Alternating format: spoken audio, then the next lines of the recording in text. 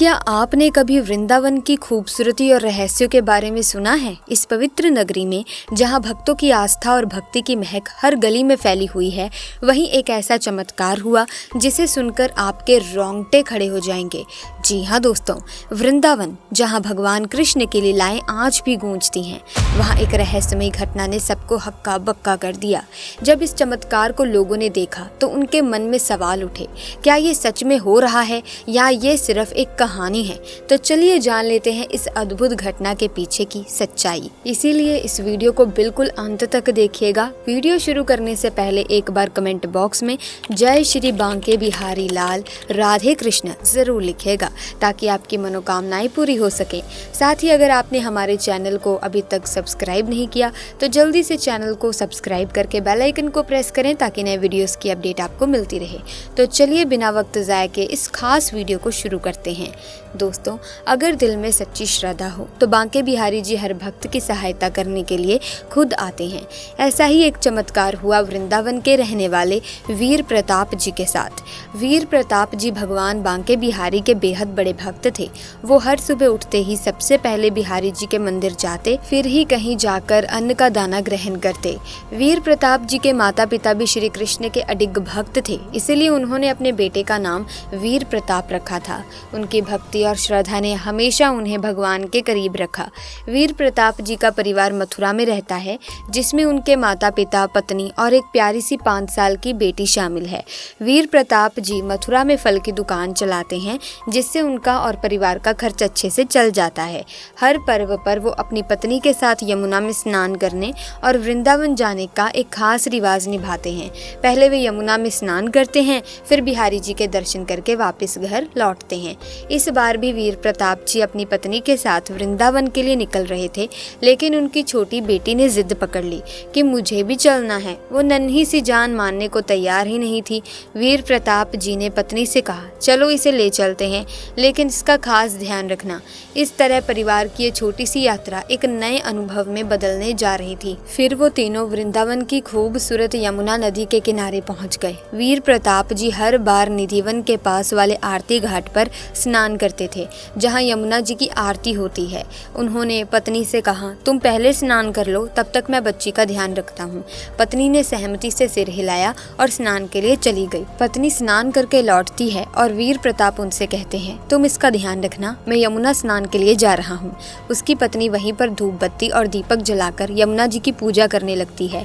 इस बीच उनकी 5 साल की बेटी खेलते खेलते यमुना जी की ओर बढ़ गई। वीर प्रताप जी उस समय स्नान कर रहे थे और पत्नी पूजा में व्यस्त थी। किसी का भी इस प्यारी बच्ची पर ध्यान ही नहीं गया। धीरे धीरे वो नन्ही सी बच्ची यमुना जी में पानी में खेलते खेलते डूबने लगी।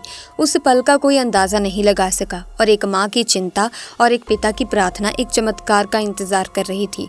तभी उसकी पत्नी को रोने की आवाज आती है। जब वो पीछे मुड़कर देखती है तो वहाँ उसकी बच्ची नहीं होती। जब वो यमुना की तरफ देखती है तो घबरा जाती है, क्योंकि उसकी बच्ची काफी आगे की तरफ डूब रही थी। वीर प्रताप को भी तैरना नहीं आता था। तभी वीर प्रताप और उसकी पत्नी भगवान श्री कृष्ण का नाम लेकर मदद के लिए चिल्लाने लगते हैं। फिर वहाँ पर एक ऐसा चमत्कार हुआ जिसे देखकर सभी के होश उड़ गए। पलक झपकते ही वहाँ पर एक 16 साल का लड़का भागते हुए आता है और नदी में कूद जाता है और देखते ही देखते वो लड़का बच्ची को यमुना से बाहर ले आता है। उसकी माँ बच्ची को गले से लगाकर रोने लगती है। वीर प्रताप की नज़र उस 16 साल के लड़के पर जाती है। तभी वो लड़का यमुना नदी के अंदर डुबकी लगाता है। वीर प्रताप काफ़ी देर तक खड़े होकर उस लड़के का इंतज़ार करता है, लेकिन वो लड़का यमुना से बाहर आता ही नहीं। अब वीर प्रताप समझ चुका था कि ये लड़का कोई साधारण लड़का नहीं था, वो स्वयं साक्षात बांके बिहारी जी थे, जो मेरी बेटी को बचाने के लिए आए हुए थे। उसके बाद वो खुशी मन से बांके बिहारी के मंदिर जाते हैं और बांके बिहारी जी का धन्यवाद करते हैं। धीरे धीरे चमत्कारी घटना पूरे वृंदावन में फैल जाती है। दोस्तों, आप इस घटना के बारे में क्या कहेंगे? कमेंट बॉक्स में ज़रूर बताइएगा। इसी के साथ दोस्तों, ये कोई अकेला चमत्कार नहीं है जो इनके साथ घटित हुआ।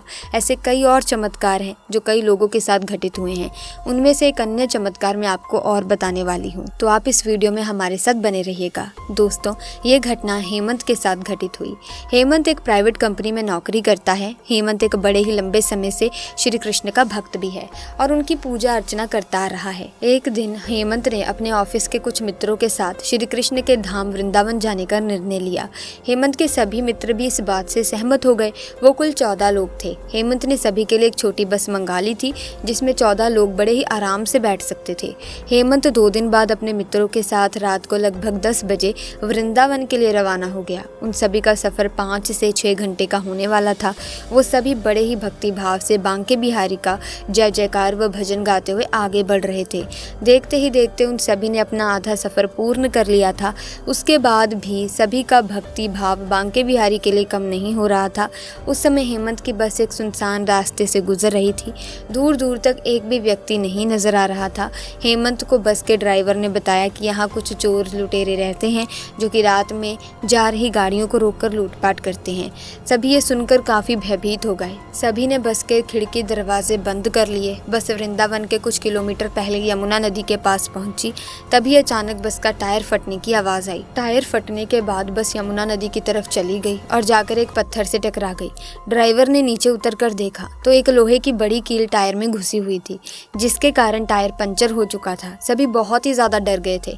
उन्हें भरोसा हो गया कि ये उन्हीं लुटेरों का काम है। सभी तुरंत ही बस में चढ़ गए और खिड़की दरवाजे फिर से बंद करके बांके बिहारी को याद करने लगे। तभी वहाँ 2 लुटेरे बस का दरवाज़ा तोड़कर अंदर घुस गए। ड्राइवर ने उन्हें रोकने का प्रयास किया तो उन्होंने ड्राइवर को धक्का मारकर बस से नीचे फेंक दिया और सभी के पास से कीमती सामान लूटने लगे। सबसे पीछे बैठा हुआ हेमंत बांके बिहारी लाल को याद करता हुआ मदद की गुहार लगा रहा था। कुछ ही देर में लुटेरे सभी से कीमती सामान लूटकर भागने लगे। तभी वहाँ एक अनजान व्यक्ति भागता हुआ आया और उन लुटेरों को रोककर सामान लौटाने को कहने लगा। लुटेरों ने उसे भी हथियार दिखाकर उसका उपहास उड़ाते हुए मार्ग से हटने को कहा, परंतु वो व्यक्ति निडर होकर खड़ा रहा। उस व्यक्ति ने उसमें से एक व्यक्ति को माथे पर स्पर्श किया, परंतु फिर जो हुआ वो देखकर बस में मौजूद सभी लोग हैरान हो गए। लुटेरा व्यक्ति के स्पर्श मात्र से ही जमीन पर गिर गया और उसके हाथ पैर अकड़ गए। यह देख दूसरा लुटेरा बहुत डर गया और सारा सामान छोड़कर वहां से भाग खड़ा हुआ। फिर ड्राइवर ने उस अनजान व्यक्ति से कहा कि बस तो यमुना नदी की तरफ चली गई है।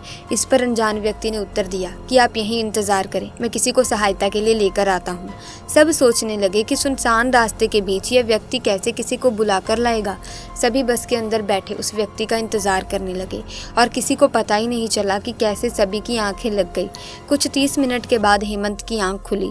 उसने उस बस से नीचे उतरकर उस व्यक्ति को ढूंढने का प्रयास किया, परंतु उसे वहां कोई नजर नहीं आया। तभी उसकी नज़र बस पर पड़ी जो कि बिल्कुल रोड पर खड़ी हुई थी और उसका पंचर भी ठीक हो चुका था।